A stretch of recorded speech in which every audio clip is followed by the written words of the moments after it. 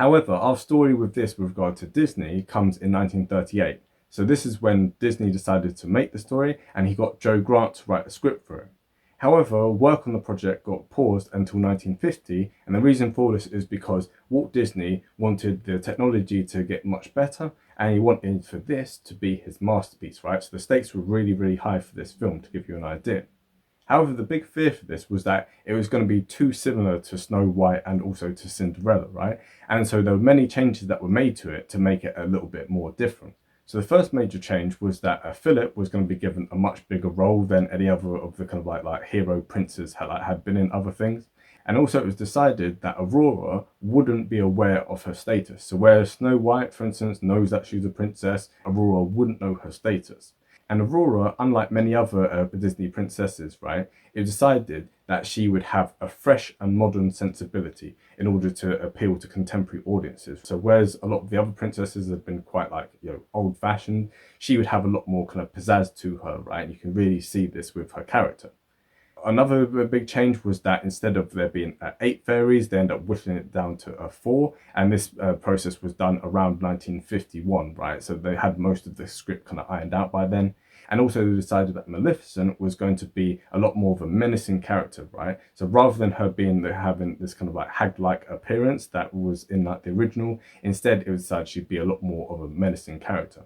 Also as well, they decided to cut out the kind of bizarre like second half of the original story. So in that original, there's a thing where the princess ends up marrying a strange prince, and it kind of the story doesn't really go anywhere with that. So they decided instead, to just have it much neater and just have it in pretty much focused on the first half of it. And the writers that they had for this story were Ted Sears, Bill Peet, Winston Hibler, and Ralph Wright. Also as well, another change that was made was that the good fairies, instead of them being very, very comical, so much like how the dwarfs are in Snow White, instead what was decided was that they would only have like a little bit of comical scenes, right? So a lot of the slapstick scenes were cut out, so the only ones that were left in was the one to do with the dress and the cake, right? So that was another thing that was kind of cut. Also as well, the Raven was originally going to be a comical vulture. Then they decided instead that it was going to become a sinister, huge falcon, but eventually they decided to keep it very simple and just have it as a raven. Another change that was made was also about how Aurora and Philip would end up meeting. So originally they were going to have this really convoluted story about like, there's a treasure hunt and they end up meeting each other there. But again, they decided to keep it very simple where they just happened to meet in the forest. And so as a result of this, the Once Upon a Dream scene almost never took place. Also as well, another change that was made was that instead of like how in Snow White, she's tricked by the witch, instead it was decided by Disney himself that Maleficent was going to hypnotize Aurora, right? Because this would, in the eyes of Walt Disney, make it an eerie, haunting presentation of a victim powerless in the hands of evil. And so this was another thing which was added in. Also as well, another thing, they didn't want to have many ideas from Snow White and from Cinderella because again, they want to keep it very separate. However, for a lot of things, right, a lot of the ideas that were discarded from Snow White and Cinderella, they were put into this. So for instance, Prince Philip escaping from the dungeon and going off to rescue and stuff, right? That idea was taken originally from Snow White. And the thing of them dancing on clouds, right, at the end of the story, that was an idea which was taken from Cinderella. And then finally, the final thing is that the Once Upon a Dream sequence, right? That almost didn't happen because Disney kept holding it up. So much so, that the original director of this, he ended up actually having a heart attack. So the original director was Wilfred Jackson, and he ended up being replaced by Eric Larson. So that basically summarizes the story of the creative process that went into the making of Sleeping Beauty. But now we're going to talk about the story of the studio. So the film was originally going to be released on Christmas 1955. However, it ended up being delayed, like we said, by Disney. And a large part of this was because he was distracted because this was the time when he was setting up Disneyland. So the film ended up being postponed until Christmas 1958. Also as well, something to note is that many of the sketches, which were done for Forbidden Mountain, right, they come directly out of Fantasia's A Night on Bald Mountain, right? So a lot of the sequences there, you can see that the clear similarities between that, and that was obviously very much inspired by that. Also as well, the score for the film was based off of Tchaikovsky's Sleeping Beauty. So this is where the music is sampled from, and this was Disney himself who suggested this idea, which meant that all the work that Jack Lawrence and Sammy Fain had put into it, right, was completely thrown out, and the only thing that was left were the lyrics to the Once Upon a Dream song. Now talk about the animation. So just like in all other Disney films, you had a live action kind of like models for the characters. However, Milt Cole, he was really opposed to using the voice actors as the models for this, right? Because he said that what it did is it stifled creative effort. So this is the reason, so many people in the comment section for previous videos have asked why Hans Conried, for instance, yeah, is the model for King Stefan, but isn't actually the voice of him. And what you'll find with this film is that the only person who's actually, the characters based off of the actual voice actor, right, is that of Maleficent, right?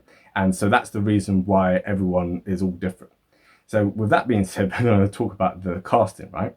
So the person playing Aurora is Mary Costa, and she was actually a really famous singer. So much so that Jackie Kennedy actually asked for her to play at JFK's funeral service, and also she was appeared in a few other minor films. But she was one of 3 actresses who actually end up suing Disney later in life for the royalties for their voice. The other being Peggy Lee, who we mentioned in the last video with regard to A Lady and the Tramp, and also Eileen Woods, who appears in Cinderella. Then also in terms of Prince Philip, so he is voiced by Bill Shirley. So if you ever watch My Fair Lady, right, Freddie's character in that way sings the song On the Street Where You Live. If you ever heard that voice before, that's the same person, right? So Bill Shirley, his voice was dubbed over that, and he is the voice actor for Philip in this. Eleanor Audley is the voice of Maleficent, and like we said, yeah, right, she is the only person who actually was used for the model for their character. So she appears, like we said before, in Cinderella. So she is the evil stepmother, and that's why she was kind of like picked for this role. And also as well, you had another Disney legend, and this was Verna Felton. So she is the voice of Flora. You have Barbara Jo Allen, and she is the voice of Fauna. And she also has a minor role in A Sword in the Stone. And also you had another Disney legend who was Barbara Luddy, right? So she is the voice of Lady in Lady and the Tramp. That's the previous video, go check that out.